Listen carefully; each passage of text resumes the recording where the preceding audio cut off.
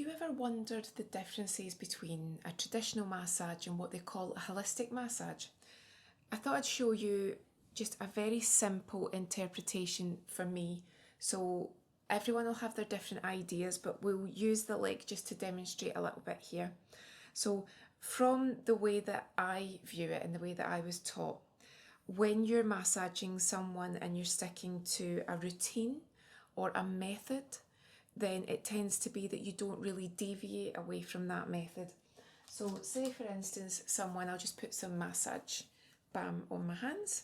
So say for instance, someone came to you for a Swedish massage and there was absolutely no holistic approach to it. So what you would do is you would have your set routine in your head, your set routine that you were trained in, and say it was time to do the leg, you would have your massage medium, you'd be working on the leg and you would follow that routine. So it would be, you would effleurage up the leg, you would work on your kneading, your petrissage, all these things. You do your hacking and cupping, work on the knee, do all of that, work down here, follow that routine. It could be as strict as, and you may have heard some people say it, that they might be trained in a certain routine and they could have, say, a mystery shopper client, and if they got any part of that routine in the wrong order or they missed a bit out, then in theory they would have failed that procedure, failed that method. And sometimes people have said that they've been trained in a certain method for maybe big companies, and sometimes they might have had a client in who was from that company and they were secretly basically mystery shopping, and they might have said to them, you missed out a bit here, or you got that wrong, therefore you're not following our protocol, our procedure, our massage routine. So to me, that is not the holistic way. That's following a protocol, following the order, and if you get it wrong, then you're not doing it right. And I'm using that in inverted commas because what do we know? In reality, there's more than one right way. When you're doing or treating holistically, then holistic means that you're approaching in all the different ways, the physical side, the psychological side, and you're also approaching basically the whole body. It's the holistic approach basically means the whole approach.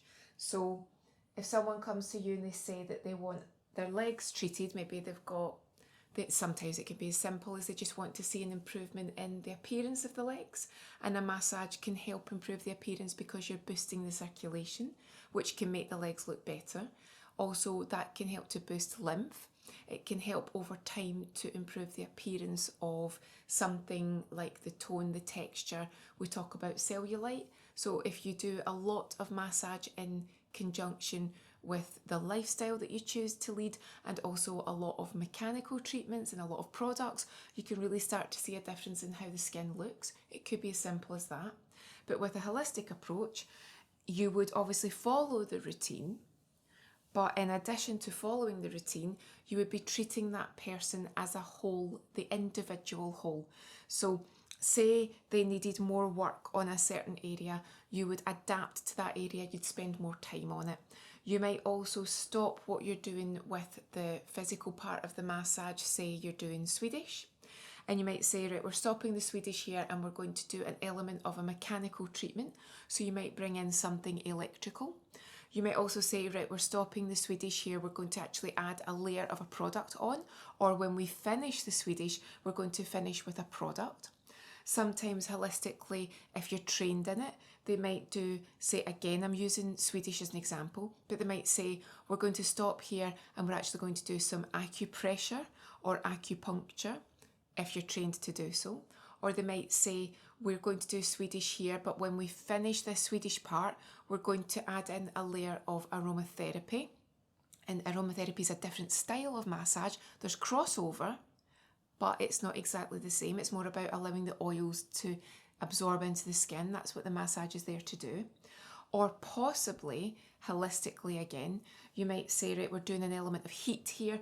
You need this, but we're going to add some warmth here. We're going to maybe finish off your Swedish massage with 5 or 10 minutes of reflexology, because we want to get the benefits of the reflexology to additionally treat that part of the body if you, again, are on board with reflexology, working with the different pressure points that correspond with the body.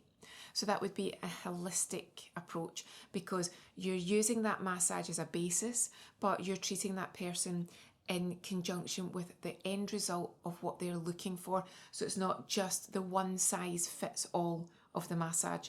So I could do the Swedish leg massage, do all my movements, and then add in or take away or enhance to make it a holistic approach. I could also then give individualised treatments, an individualised treatment plan. I could advise on what they could possibly do in between treatments to enhance the results. And it wouldn't just be standard aftercare advice that would correspond with that treatment. It would be individualised to that person.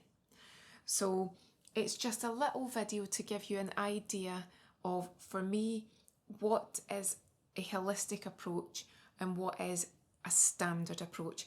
And I suppose, to break it down into the most simplest form, a lot of the time when you're training, it's not really a holistic approach, because you're training to learn that particular massage. And with that massage, they don't really want to see you deviate. They want to see you follow that routine. So if it's very much based in routine, it's not really holistic. If it's an adapted routine and it's taking the movements and they're working them towards that individual, and you're adding in additional layers of different treatments, different products, different equipment, again, adding, omitting different moves to get a better result for that individual's needs, then you're moving into holistic. So I hope that made sense. It's just something that comes up quite a lot. People talk about holistic approaches, but then a lot of the time they say, what really is a holistic approach? So it's quite an individualised thing for what holistic means to you. That's what it means to me. But I'd love to know what you think, what you take away from it. And again, the one thing for me that is not holistic is when someone is trained in a company method or a company procedure, and they're told, if you are mystery shopped and you've done it differently, if you've missed out a part of the sequence, or you've forgotten a part, or you've added in extra, and then they get told you've done it wrong. To me, that's the opposite of holistic. That's the one size fits all approach. Still beautiful, still relaxing, but you can't really call that holistic, because that's not treating the person. That's making sure that you get that protocol correct. Nothing wrong with it, just, to me, that's how I would explain holistic versus non-holistic, just like the standardised protocol approach. Hope that made sense. I'd love to know your thoughts. Have a great day, and I'll see you again soon.